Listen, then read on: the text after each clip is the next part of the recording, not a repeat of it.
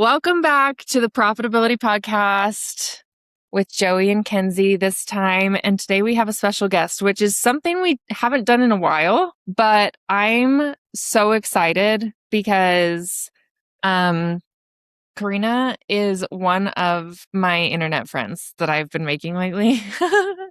And yes, I just am making all kinds of friends on the internet. And when we connected, when I saw your post, and I'll let you explain that in just a second, but when I saw your post, I was like, we absolutely have to know each other. And then we kind of got on a meeting and got to know each other a little bit, and it was a match made in heaven. We're just so perfectly aligned. And so, yes, and now we're besties, which is so great. So I immediately said, we need to record a podcast episode about this. We need to get this out into the world, and people need to know that you exist and that this whole concept exists. So I'm going to turn it over to you, Karina. Please introduce yourself. Tell us about what you do, who you do it for, and why we're so excited to have you today on the podcast. Well, thank you, Joey and Kenzie. I'm so pumped to be here.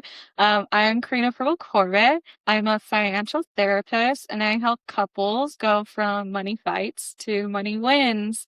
And I do that by helping you all understand your financial psychology. Surprise, everything to do with money actually has nothing to do with numbers.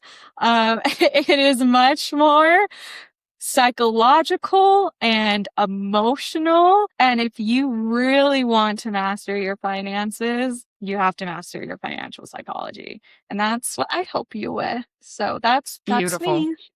Beautifully said. Yeah. This is, I've discovered a little bit like maybe controversial is the wrong word, but surprising to people, particularly from my side of the fence, right?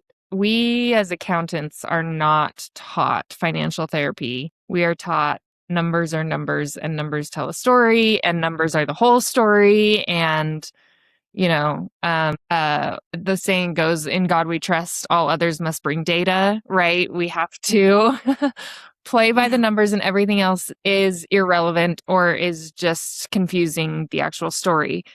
But as we kind of talked about in the last year, and really over the course of my career and meeting with clients, it's very obvious that that is only a portion of the story, and that is just information to help us. The numbers are just information to help us make better decisions, but it's certainly not the full story, and there's not a lot we can do about the numbers until we address, we call it the money mindset piece of it, right? And so when we met, and I was like, wait, there are literal professionals, literal therapists out there to help us with this. I was like, we need this. We need to know what's going on. So I'm so glad that you're here. And tell us a little bit more about you as a human being. Obviously, you have the most amazing job, but what else do we need to know about you? Thank you. Well, I'm actually so glad that you brought this up because, something I'm so passionate about with financial wellness is we are multitudes, right? We are not just our job. We are not just our bank account. We're not just our net worth or our income, right? We're human beings. We are multifaceted, right? So yes, I'm a financial therapist. Yes, I'm a registered investment advisor. Yes, I'm an accredited financial counselor. But at my core, I'm a storyteller. I love stories. And honestly, I think the numbers and our money is actually a really great way to get to know someone's story and their background. But that being said, I love anything story related. So I am like the biggest book nerd, TV show, movie, board games, art, anything with the story. I just gobble up, eat up podcasts, right? Whatever. Love that. Any type of medium like that. That is what I eat up. And luckily I also married a fellow nerd, Matt. And so we've been happily nerding along together for about 6 years now. And we're local. We're in Utah. So right in your guys' neighborhood. Right in my neighborhood. Yes. That's so great. And really such a great dovetail off of what we talked about last week on the podcast, not last week, 2 weeks ago on the podcast, about how this idea of like perfect decisions under perfect circumstances with perfect results is just this fallacy that was created in order to predict financial behaviors because we have to simplify it. We call it robot dad, right? We like that is a person that does not really actually exist. It's not a real human being. So like you said, we are multifaceted. We are more than just a number on a piece of paper. And the idea that we should strive to be single faceted, is that a thing? Sure. One-dimensional? Yeah, one-dimensional is a much better way to say that. we can copyright that single faceted. We can claim that. Yeah, you heard it here first, folks. But the idea that the goal should be that we are this flat, very predictable, very perfect concept when making financial decisions is not only an unrealistic standard, it's scientifically impossible. You cannot reach that. And I personally feel like attempting to reach that is going to hold you back from making good financial decisions. So curious about your take there. What are you seeing when you meet with your clients when they let go of that goal or the idea that they should do something one way or another and can actually find the room to breathe? What changes do you see? Yeah, that is such a good question. I actually had a counseling session today where this happened. Amazing. Working with this couple, and they're both business owners. They're both trying to go from their normal 9 to 5 to their business full time.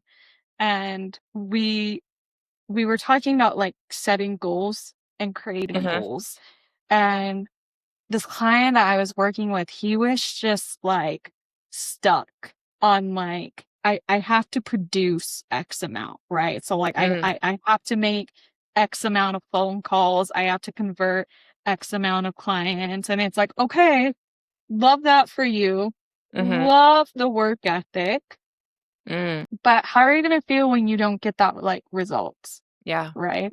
You're expecting to make all these phone calls to get all these leads, and you're hoping it's going to convert to this many clients, right? Which I don't want to like diminish his work ethic at all. Sure. Right. Yeah. Right. But what I was trying to get to the point of this session is like, you're becoming like so much about like doing as a business owner.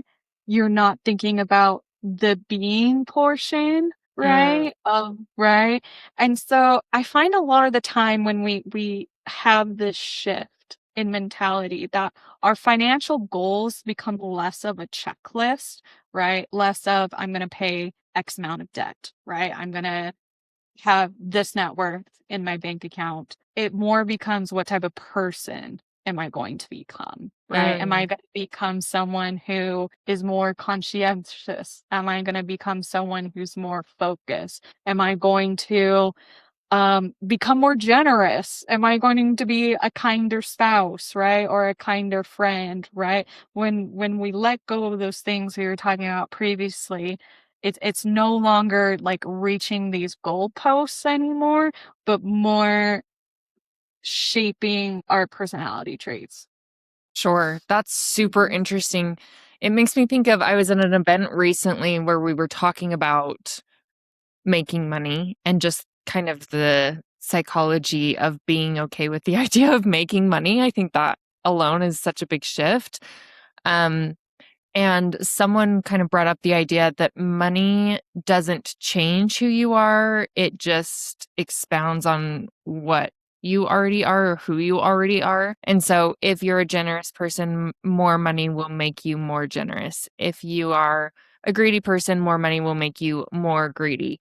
So I think that kind of aligns at least somewhat, right, with that. But I love what you're saying about, instead of focusing on the what, focus on the who, because one thing that I struggle with, and I think a lot of business owners feel this way, I literally was raised like to believe in running things by the numbers. One concept that I really still believe in is the idea of setting goals around numbers, right? For example, I tell business owners all the time, just this week I had a CFO call where they were like, what do we need to change? We've done this, this, this, and this. And we've kind of like gone through the exercise of cutting expenses. And now they're really looking at their gross margin, and they're a service-based business. So their cost of goods is really just payroll.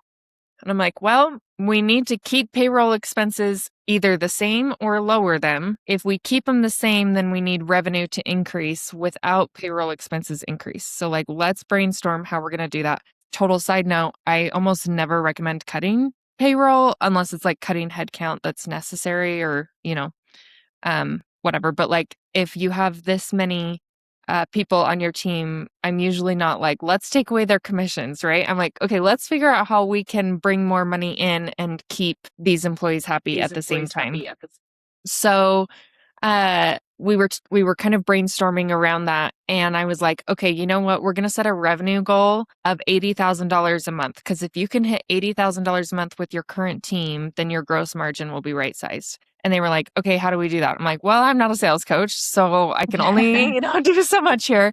But I said, it is pretty crazy. Like, as we review numbers and just kind of put numbers in our heads, they become more reachable. Like, just when you kind of have this awareness of that number. And I do believe in the idea that like, if you've got a number in your head, you are more likely to reach it. So help me kind of keep both of these two things true at the same time, where I can set goals around numbers and like have an actual number in mind that I want to reach, and also not spiral if I don't hit that number, or still make it about the person I'm becoming or the business that I'm building, like you were saying with your client. How can I do both at the same time? Yeah. So I think it's really, really important to distinguish the difference between sense of being goals and action goals. Two Okay. different types of goals. So what Okay. you're talking about with numbers, that's an action. And action goals are great, right? They become little like benchmark for us to hit, right? Sure. The issue is when we wrap up our identity in those action goals, right? Right? For example, to make it more tangible to understand, let's compare this to like fitness, right? So your action goal might be to do 10 push-ups. That's your number that you're talking about, Yep. right? We're Yep. doing 10 push-ups, right? But if you're so obsessed about that number 10, right? That's when we get to spiral, we can get into shame, we can get into competitiveness and comparison. Versus if I set the being goal, which is, well, fitness is pushing myself to my limit, right? Pushing myself to my limit might be one day, that might be 5. Yeah. The next day, that might be 7. But I'm using that sense of being goal to ultimately push me, right, towards that number goal that we talked about, right? And that's how we can still have happiness within our goals if we're more evaluating ourselves day to day against that sense of being mentality. And you can confidently say yes or no to yourself. Yes, I pushed myself to my limit today. Or no, I could have maybe got a little harder than I was telling myself, right? I think that's how those two things coexist, right? You're totally right. They don't have to be mutually exclusive, but it's, where do we base our self-worth off of? Where do we base, maybe not even our self-worth, but our self-trust, right? Yeah. If I trust myself that I work on pushing myself, if I trust myself that I am going to, communicate with X amount of leads, right? Then those kind of action goals are eventually going to get there. I love that a lot, because you're so right. It's almost, so we haven't talked much about this on the podcast, but we will be. from here on out. So I kind of in my head frame this as a loop, right? We call it the money loop. And there's like a good side of the money loop and a bad side of the money loop. The bad side of the money loop is the money pit. And that is where you don't hit your goals, you aren't profitable, you didn't generate as much in revenue as you thought you would, whatever. Financial event occurs and you go down the shame spiral. So you go down the money pit that we call it. And that is where you're like, I never should have started this business. I should have stayed with my W-2. I have no business being here. I'm letting my team down, right? I should have done this differently, blah, blah, blah, blah, blah. You make it about your identity. The other side of that spiral is the profit spiral, which is when that same financial event happens, same reaction that you're kind of talking about of just not tying your identity to this event. Maybe it's not even your fault. Maybe it's just the circumstance of the economy or that client that you met with or, whatever it might have been happening that is totally out of your control. Of course, we wouldn't tie that to your identity. Maybe it is something that you could have done differently, but instead of spending the time and energy going down this huge pit, right, of despair, you just decide it's okay. I'm a human being. I'm going to try better, the next time and it's going to be okay. I think that's what you're describing is a little bit of just being okay with the fact that it's not perfect and not letting that say anything about you as a human being. Am I on the right track? Yeah, absolutely. We're using this as a tool to fight against perfectionism. But I think sometimes people hear this and they think that I'm a very, what's the word that I want to use? That I don't hold my clients accountable, Yes. right? That I'm Yes. very hands off. And that's not it. That's not what we're letting go of. I'm just saying my measuring stick as a financial therapist is, are you using your money to live your values, right? Are you the type of person who is making financial decisions that's based off of the type of person you want to be, right? And so if you are someone who values, I don't know, let's say safety, for example, I don't necessarily care if your emergency fund is at $10,000 yet or not. What I care about is, are you making decisions that are leading you to safety, right? And so if you're not making decisions that's leading to safety, I can clearly see from your spending that you're choosing to put all your purchases on Klarna every single day. Well, it's okay, I'm going to hold you accountable to that, right? Because you are not making safe decisions when you told me you valued safety. That's what I really mean by the sense of being, right? Are you using value? Are you using your money to live your values? It's not about that end goal of getting $10,000 in your emergency savings. It's what day-to-day actions are living up with your values. Are you doing that? Yes or no? And if you're not doing that, you bet I'm going to bring that up in our session together. And we're going to talk about that more. Yeah, I love that because I feel the same way talking about money and emotion as an accountant. I constantly feel like I'm saying things that make it seem like I don't hold people accountable. That's a great way to put it. Is I don't care if you spend all your money, just give yourself self-love and stop feeling shame about it, right? And that's certainly not what we want. We want you to reach your goals. I think that like you said, that's such a great way to put it. If that decision is getting you closer to your goal, then it was the right decision. If it didn't, then we need to have a conversation about it. But again, there's a lot of events that happen, financial events that are out of our control or really, out of our control. For example, revenue month over month goes down. I have clients that truly spiral about that every time it happens. And sometimes I just want to be like, it's okay. That happens. It's business. That happens.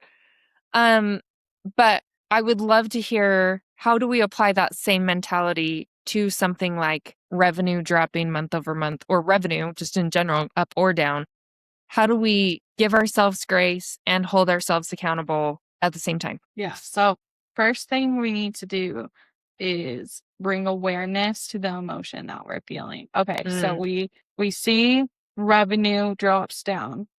What emotion are we feeling? Are we feeling anxious? Are we feeling angry? Are we feeling devastated? Are we feeling hopeless? Right? We have to name our emotion first. And the reason why we have to do that, our emotions are like fire alarms, right? When a fire alarm goes off, it says, hey, you need to get out of the building. You need to do something, right? Emotions do the same thing. They tell us our needs, right? So if I'm feeling, for example, grief, that emotion is telling me, oh, I need connection, right? In that moment, right? If I'm feeling betrayed, right? Maybe I need some support, right? Yeah. So first, we need to feel the emotion, whatever it is, and then we use that emotion in that moment to tell us what we need, right? I So love if that. someone is seeing that their sales are going down and they feel disappointment, well, what they might need is some type of like confidence, right? Sure. And so we don't even have to find confidence in our business in that moment because our brain doesn't know the difference of where the source of that happy emotion is coming from. It just wants to get that happy emotion, right? It just wants to Yes. get that need, right? And so in that moment, to help us from spiraling, we can go, oof, okay, I am feeling frustration. Frustration usually comes from confusion, right? So I need to take a second to get some clarity, right? So before I make a sales plan, before I pivot, right? I need to maybe step outside and do something to give my brain some clarity. So that could be going on a walk. That could be talking with a friend, right? That could be even like laying out your numbers line by line, if that gives you some clarity, right? But what we're trying to do is we are trying to calm our nervous system down so that way we are not making decisions based off of our emotion in that immediate moment, right? And so, first step first, listen to the moment, listen to the emotion and see what it needs, right? And then attend that need, right? And it's not going to magically fix everything, but it's going to help the spiral from further spiraling, right? And that's the ultimate goal. And once we can process that emotion, right, we'll be in a much better headspace to make decisions for our businesses. You are such a genius. Has anyone told you lately how smart you? I mean, I'm like my head's going a million miles an hour with like Mhm. that makes so much sense. I love that for this Mhm. many reasons. Like one of the things that I really struggle with when I talk to clients about their money and emotion is I think as founders, we naturally want to jump into action. Our job is to solve Mhm. problems, right? And so when we're in charge of the budget or the finances, right, and revenue drops, I don't want to sit in this emotion. First of all, it sucks and it's Mhm. super uncomfortable, and I hate that. Yeah. But my brain's first reaction is like, okay, it's my job to fix it. I want to jump in and I want to fix it, whatever I need to do. And typically, if I'm acting on the emotion, I will, I don't know, go reach out to someone on my team and be like, hey, how come we didn't do this, this, and this? Right. Or I will force myself to do, I don't know. There's a million things that I will do that are totally futile because it's me just trying to fix a problem that maybe doesn't even need to be fixed. Or like you said, I'm trying to fill the void of like avoiding this emotion. So I'm just jumping into action, but that action's not going to make me feel any better after all. No.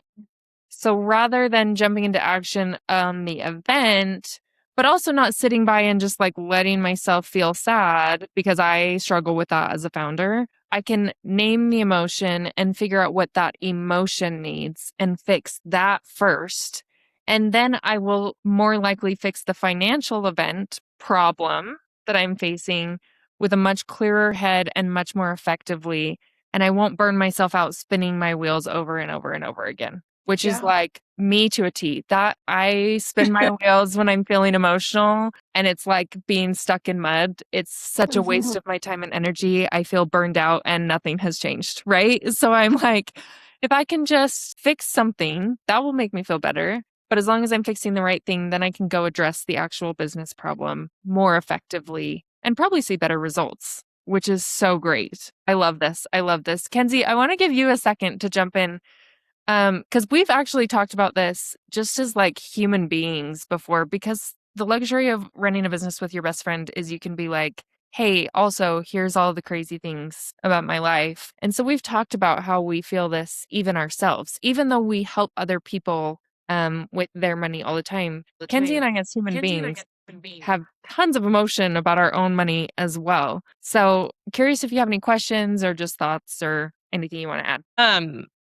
I think like there's always times where like things will happen in our business. We'll have this like financial thing that happens. And like me and Joey are like on the phone and we're like, okay, we're dropping kids off and we're talking and we're trying to figure it out. And I feel like there are a lot of times where Joey and I go, okay, let's reconvene in like a day or two. Let's just sit with it. Let's like chill maybe a little bit. I feel like usually we're kind of worked up. Minute. Yeah, let's take a minute. Let's kind of just brainstorm. Let's come back and talk about it again. And I think that like Joey and I are way more productive and do things better when we kind of take a minute to like feel that emotion, even if that wasn't necessarily what we knew we were doing, I guess. But I just think that like, I don't know how people can be involved in money or have their own business and not have emotions about it. You know what I mean? Like it's just impossible. And I think we talked about this maybe on the podcast 2 weeks ago of like, it's emotional because not only is that like your living, like this is where Joey and I make our money. Like if we don't make money, we don't feed our kids. And then on top of that, we have a whole entire team that we are also providing, you know, that for their families. And so there's been many times where clients have come to us and been like, oh my gosh, like we lost 4 clients. Like, what are we going to do? And they're like panicking. And Joey most of the time has to go like, okay, it's going to be okay. Let's look. Sometimes that means, okay, if you lost 4 clients, your employees aren't going to have as much to do, right? So your payroll is going to go down. Like those are things that we have like helped them understand, but also, you know, kind of letting them like feel that emotion. Like that's scary to lose 4 clients. That's a scary thing. Or to have a really low month for maybe your sales. Like that's a scary thing when you are providing for a family or your lifestyle or whatever. And so it's just, I lost my train of thought where I was going with that. But you were saying, of course, we feel emotion about it. Yes. Like, yes. The idea that we shouldn't and just be like, well, okay, moving on to the next thing is just kind of crazy. Yeah. It is. And you have to feel emotions at the end of the day. Like we are human. And like there's been many times where Joey and I have felt like that discouragement or like that nervousness or like scared or angry, you know, like something happened and we were like, that is like, we're mad. And we just kind of felt those things. And like Joey said, like there's been times where it's like, we've had to kind of step back and be like, okay, we're feeling this. I know that in 3 hours, I'm not going to feel like this. So like, let's recircle back or whatever. But I think it's really hard for people to tie emotions and finance together and figure out how to work those together effectively. Because, you know, we have Robot Dad who is like numbers, right? Like in your brain, like numbers feel black and white, right? Like if I don't spend money, I save and I put it in my savings. And yet every month I go, ooh, spent too much money. Cool. You know what I mean? And it's like, I don't know. It just, I don't know how you don't have emotion around money. And it doesn't have to always be a bad emotion either. Like, it can be a good emotion, and you can be proud and happy that, like, hey, I built this business, I'm making money, like, this is what I wanted to do. It doesn't have to feel like shameful or have bad emotions around it. But in the process of building a business and having any kind of financial, whether that's personal or business, there's going to just be emotions tied to it. And I think if we can learn how to deal with those when it comes, like, everyone's going to be better. Absolutely. Like, and everything you're saying, right? The science backs it up, right? Are you two familiar with like system 1 and system 2 thinking? Okay, so system 1 and system 2 thinking. Our brain is split up into two different parts. We have system 1, that's our emotional side of our brain. It's kind of our instinctual side of our brain. And I'm totally spacing. I am so sorry, dude. I can't remember your name, but there was this Nobel Peace Prize winner who he did this study in like 2008. And he discovered that like 90% of our decisions is made in system 1 thinking, including our financial decisions. Only 10% is made in system 2 thinking, which is our logical problem solving brain. Now, when people hear this, they go, oh, I just need to engage in my system 2 thinking. No, false. Like you will lose. Like that is just not how biology works. Like your brain is programmed to work in system 1 thinking 90% of the time. Like that is just how it operates, right? And so to say that like you need to separate emotions from your money, you're fighting against biology. You're fighting against your brain. It's not going to work. So how about instead we learn how to use our emotions to our advantage to make wiser decisions. That's why I named my private practice Emotionally Invested, is because we are trying to use our emotions to become wealthier. That is so good. Karina, do you ever feel like... Go ahead, Ken. Go ahead. You know how like people will be like, women are so emotional. Oh, they're so emotional. Don't get me started. Annoying me because it's like, you know what? Maybe I am emotional. Like I have a lot going on, but at the end of the day, I can learn to use my emotions for good and build something really freaking awesome and do all of these really freaking awesome things. And so I'm like, don't tell me that I'm emotional because I can do things when I'm emotional, okay? Yeah. Or like, even fighting against it, like you said, Karina, like you're just either in full denial and using your emotions anyways, and you're just pretending you're not, or it sounds like you're making less effective decisions because you're not just letting your brain do what it was designed to do. Mm-hmm. Yeah, exactly. And I also used to get very defensive about my emotions because I am like, you talk to my husband.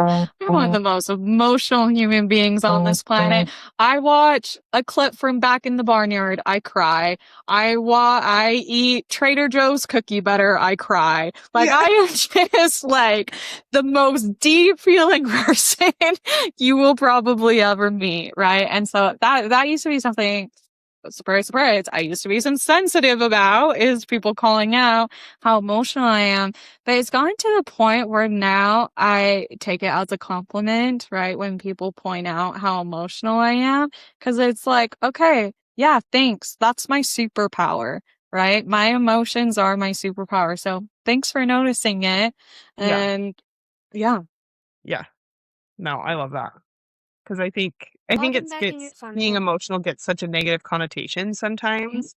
And I'm like, no, like emotions are powerful and they can be powerful and they can push us to do a lot of really awesome things. Yeah. Finance or otherwise. Yeah. Couple more things before we wrap up. But the first thing I was going to say just a minute ago is like, do you ever feel like you're a kindergarten teacher when it comes to this stuff? Because I'm like, how did we not learn this? And how are we just figuring this out? I'm 31 years old. Like, this feels like the basics. And also it's all brand new to me. Like it's so exciting, but it's also like, man, I wish I would have learned this 20 years ago. Like, can we teach this in elementary school? Do you ever Yeah. feel like you're just teaching the basics and like starting at the beginning with this stuff? Yeah, and I think sometimes clients get a little frustrated with me because they meet me and they want to see, they immediately want to dive into their budget or their debt or investing or whatever.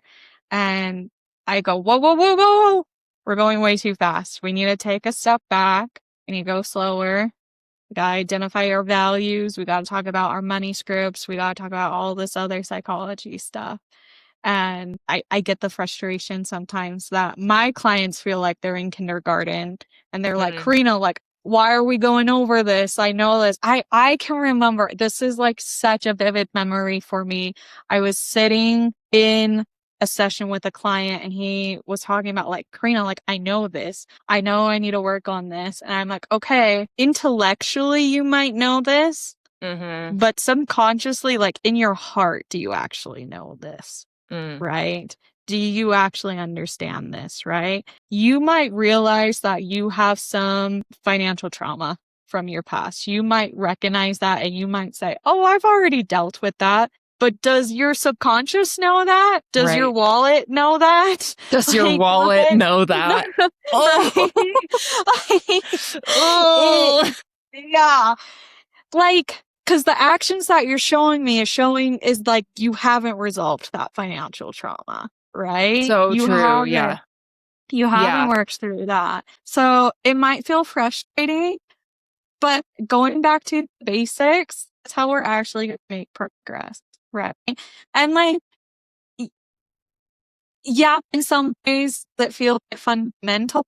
Yeah, but like at the same time, no, because it's something that like, we don't talk about in financial literacy classes. We don't talk about, right? It's not in our education system. So it always excites me when I get to show someone a new perspective on their finances, right? I don't know if I've answered your question. No, that's great. That's great.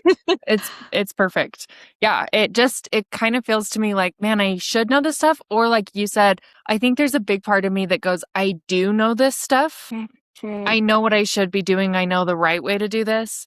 And yet somehow I still don't do those things, which can be kind of frustrating. And I think I see that a lot with my clients where they're like, yeah, I know I should stick to a budget. Is that going to make me stick to a budget any more than I already do? No. In fact, I'll probably stick less to the budget because then I start feeling shame and then I just, ignore it completely. And so I think that was a perfect answer, actually. Just like, and the study that, says, I quote all the time, it's like in 2014, they did a bunch of financial education to see if that would change financial behavior, and less than 0.1% of people actually changed. Hey, like, Joey, tell me. Not joking. I quote that stuff into my class all the time. We used the 2014 study. I was like, you're like, no, it's like the basics of what we do. It's like, yes, you can know everything you're supposed to do.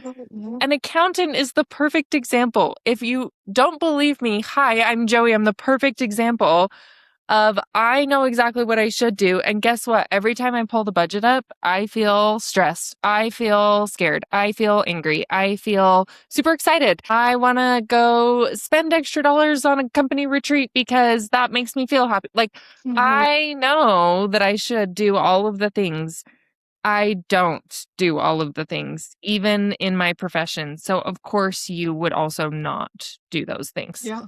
And I like, for that, like, I don't think that makes you dumb, right? I don't think that makes you not good at money. I don't think that means you're like less intellectual or less capable. It's just that you need to find the right tools to help you with that how, right? And that's what financial psychology is for, right? Kenzie, I was telling Joey when we first met that the analogy I like to give to my clients is money is like running. Let's say you have a friend who wants to run a mile in like, I don't know, 8 minutes, something like that. And they You're like, oh my gosh, that's so great. Good for you. What's your plan for that? And they're like, the best plan ever. I'm going to buy a stopwatch. How, how would you react to that? And what And else? what? What's next? What's next? Yeah, it has nothing, right? A stopwatch is just a measurement of time, right? It's just measuring how fast you're running. It doesn't actually have anything to do with your running behavior. Budget is just a tool of measurement. It's just measuring the money coming in and the money coming out. It's not influencing your behavior around money at all. So I love budgets, but I think to your point, Joey, I think the reason people get so frustrated is they've been sold this false idea that if they budget, magically all their problems are going to evaporate. But that's like trying to use a hammer when you're supposed to be using a screwdriver, right? It's just not going to work. You're Yes. using the wrong tools, right? I love a budget. It's great for accountability. It's great for spotting any patterns, right? But when it comes to actually changing how you spend, changing how you think and feel about money, a budget's not going to do it for you. Yeah, totally. And like you have to, like a budget, kind of shows you, but Mhm. you have to have action behind the scenes Mhm. to actually make Mhm. something change. And so I love that because I mean, there's been plenty of times where we've been like, hey, let's put this budget together. Let's look at it every month, see what our budget was, see what we actually did. But like at the end of the day, if the client just goes, oh yeah, I just did the same thing this month, like month over month Yeah. over month, like you're not going to see any growth. You're not going to see any change. And it's more about the change or the willingness to do Mhm. something about it rather than just like the budget's a budget, like I don't know. Or like there's been times where they're like, I think I spent less money, but they didn't actually like put the effort into like sitting down and being like, no, I am not going to do these 3 things to help with the budget this month or Yeah. whatever. And it's hard. It's hard making that change. It's hard even knowing what change needs to be made, right? Which is why it's beneficial, like to talk to someone like me, a financial therapist who can say, okay, you need to make a change. Let me show you how we actually make that change, Yeah. right? Yeah. I have a kind of I don't know if this is a good question or not, but do you, no, sorry, my kids are knocking on my window. I'm like, I'm busy, thank you. When people come to you and are like, okay, I know what I need to do, but I don't know, like, I know what my goal is, right? Like, I have kind of my number, but like, I don't know the stepping stones to get there. Like, do you make suggestions or like, do you say you can do X, Y, and Z, or do you take approach of like, okay, where do you want to get? Where are we at? And then kind of have them tell you what they think they should do. Does that make sense? Like, Yeah. how do you work that out with them, I guess? Yeah, I would say a combination of both, right? Because again, a lot of the time clients will want to jump to like the nitty-gritty numbers. And that's when I have to guide them and go, whoa, like slow down. We need to be thinking about all these other factors first, right? But something I always tell my clients is like, this is their financial lives, right? They are the ones in charge of the session, right? They are the ones deciding where they're ultimately going to go or not, right? It's my job to educate you on the potential pros and cons with each direction that you may go. But ultimately, that decision is up to you, right? Like, so just to give an example, right? If a client is trying to decide, should I pay down debt or should I invest, right? Well, let me tell you about the 7% rule. Let me educate you on the differences between, scarcity mindset and growth mindset. Right? Let's review your values. Let's go over all those different things. And then with that information, you tell me where you want to go, right? And then if they tell me, right, oh, Karina, like I value safety, but I'm not going to pay down any of my debt, even if it's 22% interest. I'm just going to invest. Then it's my job to step in and say, whoa, your actions are contradicting your words, right? You told me you wanted this thing, but you're doing the opposite of what you're saying, right? So I guess a long-winded way to answer your question is I listen to what my clients tell me they value, and then I hold them accountable whether those actions line up or not. Love that. Yeah. So great too, because there's a lot of talk about should I invest? Should I pay down debt? Should I save? Right? Like there's all these different conversations that happen there. And I love what you said about making your choice based on those values. This is actually the second time you brought up safety, and I wanted to dive into that because I don't know, I was on a call this morning literally with somebody that said, I don't know, I just need that safety. And it just kind of stuck in my head. I just filed it away for later. You can have this. If I open that, you're going to want to drink it, right? Okay, thanks. Appreciate that. Yeah, that's what I thought. Hey, you almost broke my nose. Okay, here, take that to the kitchen, close the door. Thank you. I have never had my children interrupt a podcast so much in my life. I am so sorry. You're totally fine. And then like 2 people came to my door. No one ever comes to my door. It's just been a whole thing. Okay. Anyways, I filed it in my brain for later of like, I kind of want to think about that, but I didn't have time for the minute that I was there. But wow, does money feel like a safety tool for me, at least?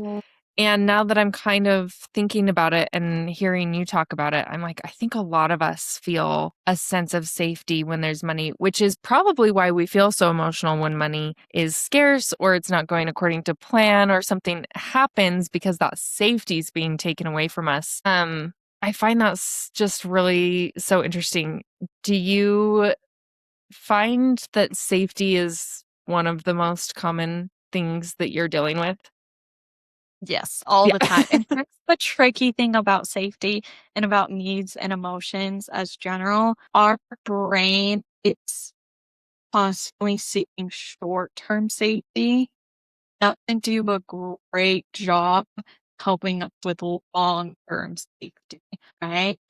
So I think the issue that I see with a lot of people is rightfully so, the brain comes up with all the idea to give them immediate safety, right? I'm going to stash $100,000 in my bank account, right? Ever, right? Because that makes me feel safe. But long term, as we know it, and as a professional, that is not safe long term, right? But that person's brain telling them in the immediate future that is safe, right? So my job as a financial therapist is to help you realize, are you just prioritizing your immediate safety or are you looking at your long-term safety? And if all you're doing is prioritizing your short-term safety, well, we're actually not being very healthy, right? And so that we need to find other ways, healthier ways for us to get safety that's not harming us more, right? Healthier alternatives mean you are not making the problem worse. You are not harming other people in the process. So like, for example, if someone, about safety again, if someone values safety and they see that credit card bill is due, they're bringing my cup with this brilliant idea. Let's hide that bill. That makes me feel so safe, right? Right? And your brain, it's doing its job. It's making you feel safe in that moment, right? But because it's harming yourself and it's making the problem worse, that's not a healthy way to meet our need. So we need to find an alternative way where we can still get safety, but we are not harming ourselves or other people or making the situation worse. I think I was telling Joey this, that like, as the salary, not saying words like, you don't have an income issue, you have a spending issue, right? We heard those right. Full disagree. I don't think we have a spending issue, we have a coping issue, right? Yes. People, they cope with their emotions on the short term instead of viewing how they can cope in the long term. It's my job to teach you healthier coping mechanisms for long. Oh my gosh, that is so good. is so good. What I was going to say is I kind of identified 4 different reactions that I see with my clients of how they deal with a financial event. And you named 2 of them right there without even knowing that I did this, which is so crazy. Well, really, you named 3 because the other one you said just a little bit earlier. And so that's incredibly validating. But the 4 that I see are the ghost, which seems like the most obvious. That's just what you talked about. Like you hide the bill because it feels safe and you just don't even think about it. And that's how you're protecting yourself. But it always makes the problem worse. Business owners that ignore their financials always make the problem worse. The other one is the scorekeeper, which is the one that, money is status to them. They make sure that everybody knows. That one you did not mention, but it's kind of, again, makes them feel safe if everyone believes a story about them, probably, right? The other one I have a name for, and it's not coming to me, so let me just bring it up. You would think I would know. The other one is the fortress, which you named, and they're the ones that store $100,000 in their bank account, but aren't thinking about the long-term effects. So they just stuff cash under their mattress or, put it in a checking or a savings account, but they're not really touching it. And they're definitely afraid to invest it or spend it, which sometimes is the wrong move, as we know. And then the believer, which is actually me. It's kind of a version of the ghost where it's like, I just trust that it's all going to work out and positive mindset. And as long as I have an abundance mindset, it's going to be fine. I'll be taken care of because I've always been taken care of. And that's a great attitude to have, but ultimately doesn't always solve your financial problems because you're not really doing anything to fix them. So, I just thought that was funny of like the reactions really are universal. I think we've told ourselves these lies that like we're the only founder or we're the only person that doesn't have it all together. We're the only ones that don't live by a budget. Everybody else out in the world is living by a budget. And somehow we must be a failure if we aren't, right? And so I love what you're saying of just let's determine what your particular go-to reaction is. Let's determine why your brain wants to go there. Is it a lack of safety or a need for safety? And then let's come up with a better coping mechanism so that we're not stuffing cash in our mattress or hiding the bill in the trash can or X, Y, or Z. We're actually helping ourselves make real change while also, again, giving ourselves grace and not going down this money pit of I'm a horrible human being and everybody else, has it all together. Because I know that's not true. I'd imagine you wouldn't really have a job if that were true, right? Like no one has it together. None of us are doing this any better than the other, right? So, Yeah. Are you familiar with Dr. Brad Klontz money scripts? no. Because your 4 personalities thing very much aligns. Again, Really? you just like need the research behind it. So look up Dr. Brad Klontz. He's like one of the leading researchers on money scripts. So money scripts are unconscious core beliefs that we have about money, and they get developed in childhood.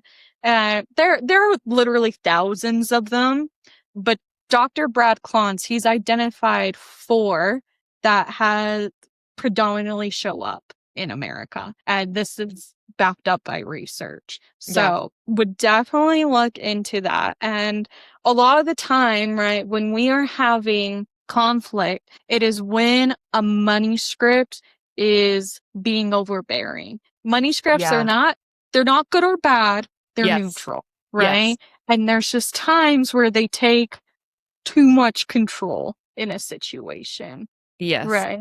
And so really to talk about the change that we were talking about earlier, right? You can name all the values that you want. It's really hard to make those changes if you're not aware of the money scripts that you have, if you're not aware of the money beliefs you have, which is why I hope you guys are okay with this. I made a little freebie for your audience. If that's fine. Yes. Yay. We love it. We love it. I did some journal prompts to help you uncover your money scripts. So just to help you guys like understand those money beliefs that might be dictating that ghost behavior, right? That fortress behavior, right? Those journal prompts are to help you uncover those beliefs. I love that. That is so great. Okay, we'll make sure to include that in the show notes, as well as information about how to work with you. That's where I want to go next. You have provided such great insights for us. I cannot imagine what you could do when someone works with you. I'm sure all your clients are just endless success stories based on what I've seen today. Yeah. So to work with me. So I provide financial counseling services either in person in the Linden area or online. And typically I work with couples, but lately I've been getting a lot of individuals as well. And if you're not quite ready for, that more one-on-one counseling session, I also do workshops and speaking engagements and things like that. So that is how you can continue to work with me. But That is so neat. Well, I'm just wrapping this up and then I can come help you, okay? wrap, I'm just finishing. open it. I will not. We'll make sure to include all of her information in the Open it. bio on our Instagram so that you guys can find her if you want. We'll also have the freebie link so you guys can use that. We'll definitely be sharing that with our clients, I'm sure. Please do pass it along. But yeah, we'll include all of that information if you're interested. If you guys have questions about it, you can DM us, you could DM her, whatever you want. But yeah, thank you so much for coming on the podcast today. We really appreciated it, and we had like such a blast to have you and like make our I feel like it was very validating to you and I to have you on the podcast today. So thank you for agreeing to like come out and do all of this for us. We really appreciated it, and we're excited to work with you more. Yeah, I thank you guys so much for this opportunity. Really, this is something that people just don't know that financial psychology exists. They don't know it's a thing. So I really appreciate podcasts like yours that allows financial therapists like myself to spread word that this is a tool that can help people. Absolutely. I love it. Love it. Okay, Karina, thank you so much.